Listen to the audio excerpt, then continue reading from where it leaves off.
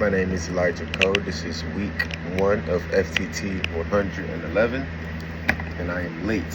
However, I am going to demonstrate cleaning my AR-15, Armalite 15, or Assault Rifle 15, whatever term you would like to use.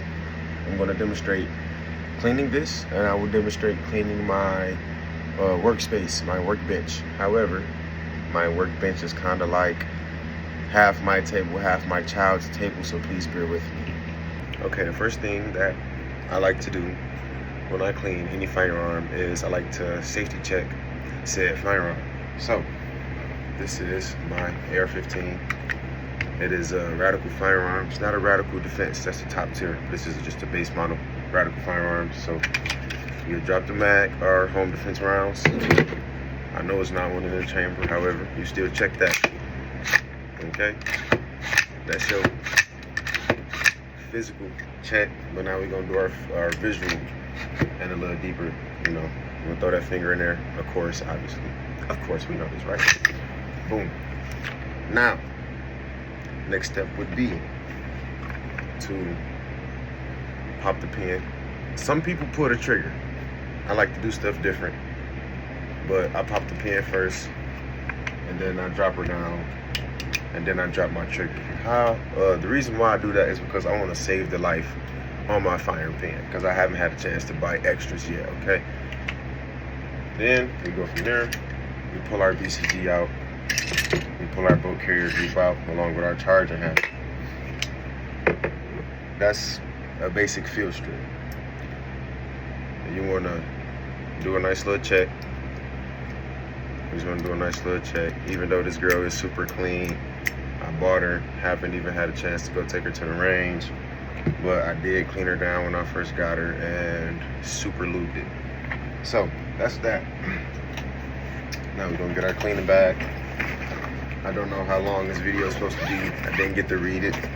Again, I'm late, so we're just gonna do some demonstrations. Now we have our two different oils that like to break down carbon, and depending on how caked up your firearm is, you would use one, right? But we're just going to come in and we're going to demonstrate this with some regular high power CPL, right? So we take our swabs. You would pop the pin, pull this out. That's a part of your bolt carrier clean and breakdown. I just don't have a tool to pop this pin, excuse me. I don't have a tool right now to pop this pin, so we're not going to do that. And I want my rifle to be functioning by the end of this video. So that's that. And then we have a few of these little clean and rip cords. Which one am I going to? This one. So take this, lost the handle that go to it.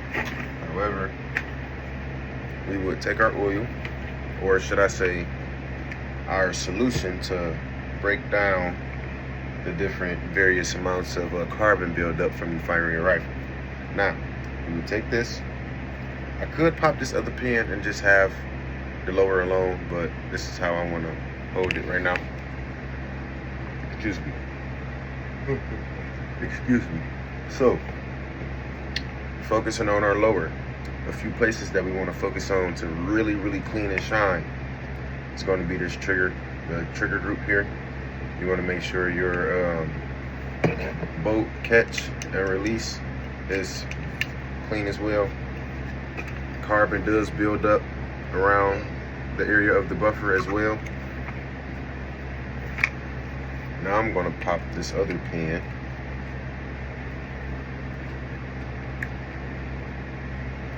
Can't wait to install my vise. Now, here we go. So, we will put our carbon destroyer. We will put that in here. We would take this, just add a tip to it so you can put your cotton swab or your whatever you use, but I use the cotton swabs. And then I go through both ways. I'll push it through this way, like that, and then rip back through. And I also would like to come from the muzzle end down and rip back through. Again, this is my first rifle. I haven't shot her yet, so I have nothing to actually clean for this demonstration and show you. This is just my home defense girl. I purchased her, I set her up, and that's that. So after you would soak the living life out of your firearm and your carbon destroy you, and you get your toothbrush, you scrub, you clean, you actually disassemble, you know what I'm saying, your trigger group to make sure it's actually clean, and re-oil you, and then you would reassemble that. Now we're gonna put our firearm back together, but before that, let me check something. Okay, now I'm gonna talk about how I would clean my workstation. Of course, you wouldn't see a body armor bottle there. We got cup holders on the side for that. However, this nice mat, this mat that we got from school, this thing soaks up a decent amount of oil. You would majorly, or pretty much, you know, you would want to stay on this mat. Anything that you spill on this mat typically soaks right on up. I just spilled some CPO oil, and as you can see, it soaks it right on up versus hitting your table, corroding your table, or making your table extremely slippery, however that case may be. But you will want to focus on working exactly over your mat. After you are done, you would take your mat, extremely hot water and degreaser, handle your business.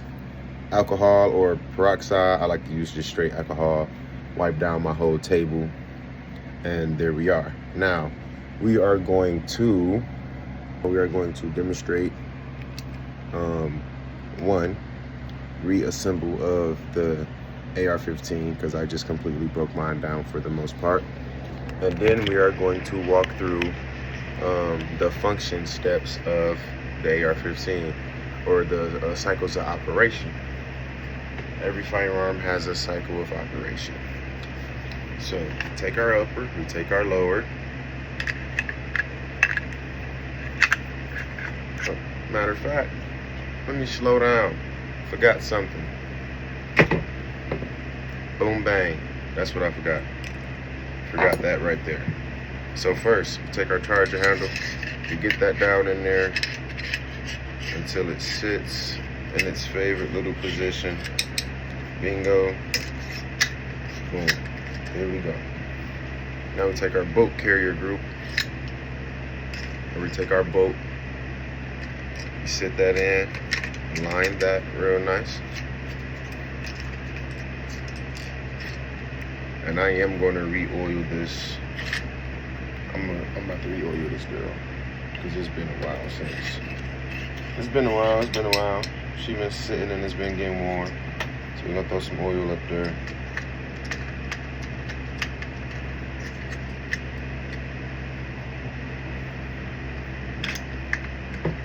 And we are going to re-enter, or should I say reassemble.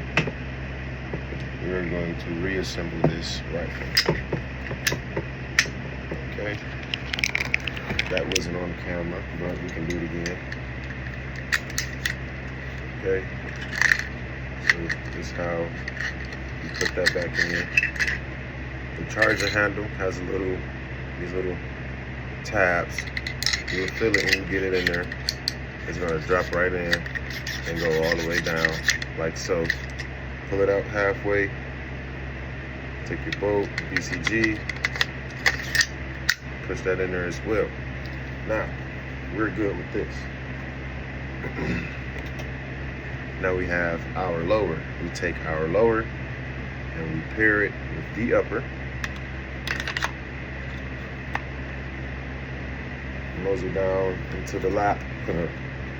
And we go drop our pins. I'm gonna do the back pin first. Back pin tends to be a lot more easier all the time for some reason. But I do know that I got the trigger up, so come on, baby. Here we go. Boom. Now that's the reassemble of the AR-15. Function check. All right, so this is how I test the cycle of operations with the AR-15. After the reassemble, first thing that I do is I make sure that the bolt is moving. It's the first one. 2, I like to check the safety. Firearm is clear and it's pointing straight to the roof, so that's the safest thing that I got. Right now I'm upstairs in the house. So our fire and safe is working. We put it on safe, pull the trigger, nothing. Put it on fire, bam, it pulled. You heard it go plunk, so that's that. The 8 cycles of operation for AR is kind of getting a gray space there because I'm pretty much a handgun guy. So 8 cycles of operation. I don't even know. Well, I guess. So we check here. Boom. 1. Safe. Fire. That's 2 in itself. And then we pull the trigger on safe. Nothing. Pull the trigger on fire. I forgot to reset the trigger. I'm so used to handguns, forget to do this with a rifle. Keep your finger on the trigger. Rack your cycle your rifle, and then we should get a reset. We got our reset, and we put it again. From my understanding, that should be all of the cycles of operation for a rifle. I could be wrong because, again, I do favor handguns. I just started getting into rifles this year, and I do slightly forget to explain some things, but I actually do them. So we had the first thing we did was we cycled the bolt. We did a function test on the safety from safe to fire. Put it on safe, pulled the trigger, didn't do nothing. Put it on fire, pulled the trigger, and fired. Cycled the slide, or cycled the bolt while still depressing the trigger for the trigger reset. We got the trigger reset. I think that might be another part of it, maybe, not sure. I didn't test the bolt lock. I believe that's a part of it as well. So on this side, we have our bolt release and lock. The bottom half you would press on. She did lock back. Okay, she did do that. And again, I don't like just sending my firing pin off all the time, so I do that a lot. And I also would like to note that I did not have any dummy rounds for the Armalite rifle in 5.56. The class before, we had dummy rounds, or should I say inert rounds, and I did try to cycle one in my rifle and it did not turn out as well. That particular round got stuck in my rifle, like super stuck, to the point where I had to.